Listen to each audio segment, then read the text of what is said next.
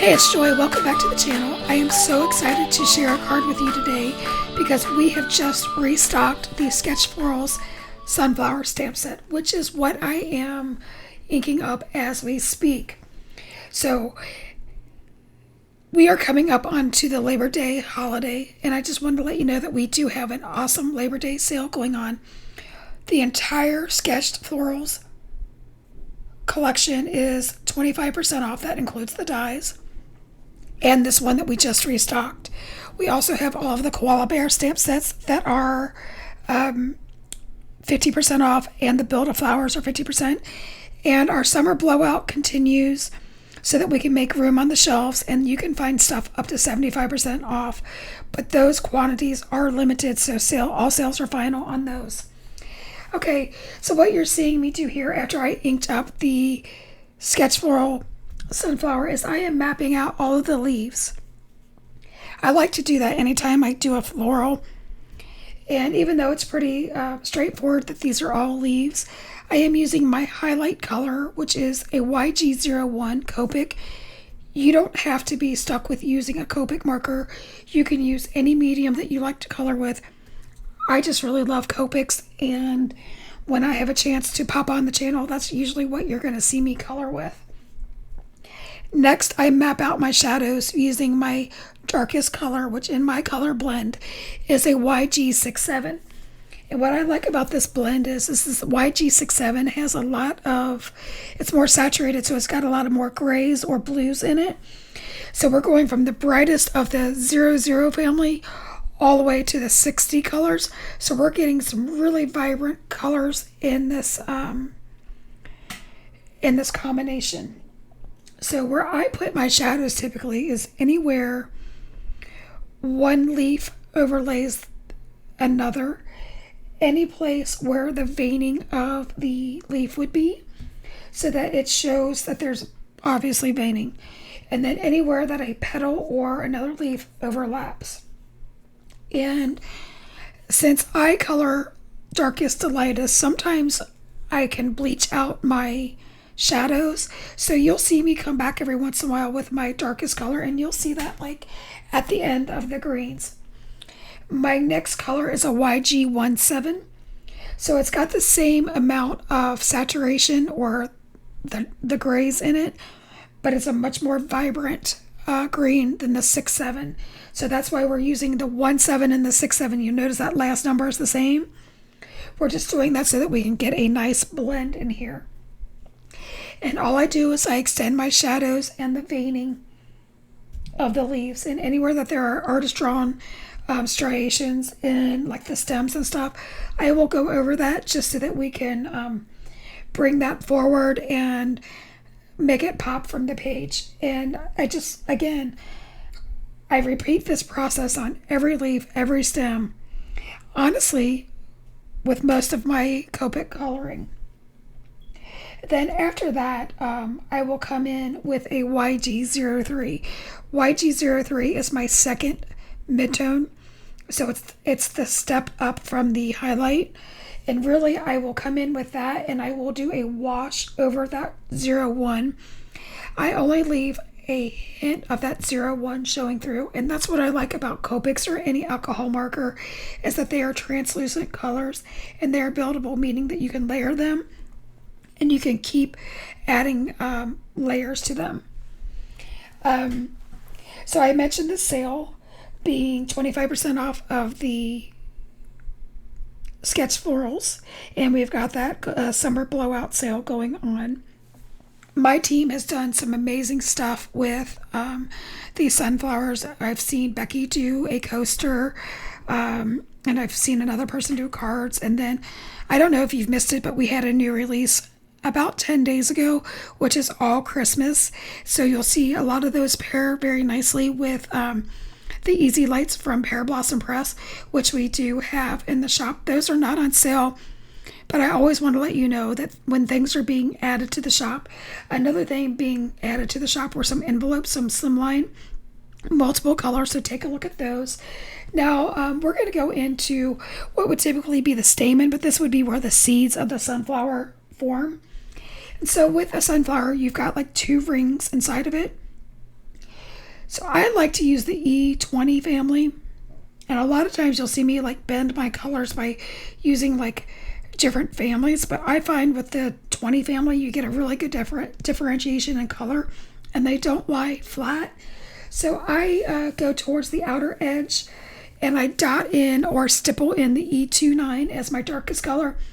And then I also do a second ring in the outer part of the inner ring. I stipple that in. And then I follow that in with an E27 and I keep stippling. Nothing new here, and I make sure that I overlap that 2.7 into the 2.9, and I repeat that with the 2.5.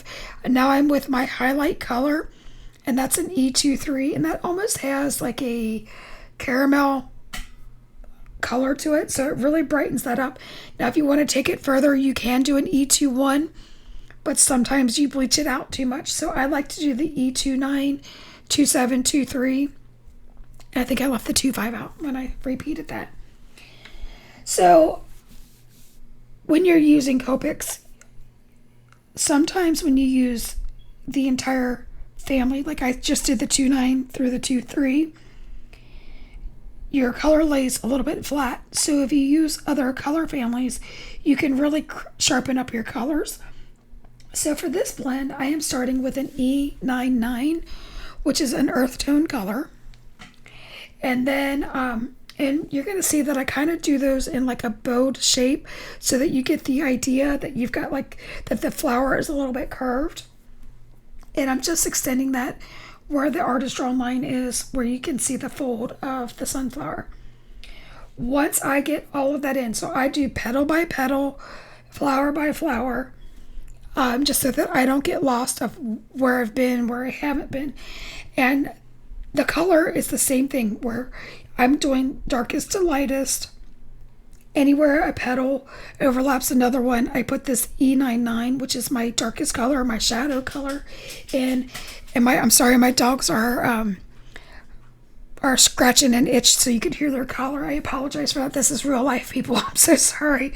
If you didn't know, I've got 2 Yorkies. My one is 14 years old and he can get a little persnickety. That's probably who was itching.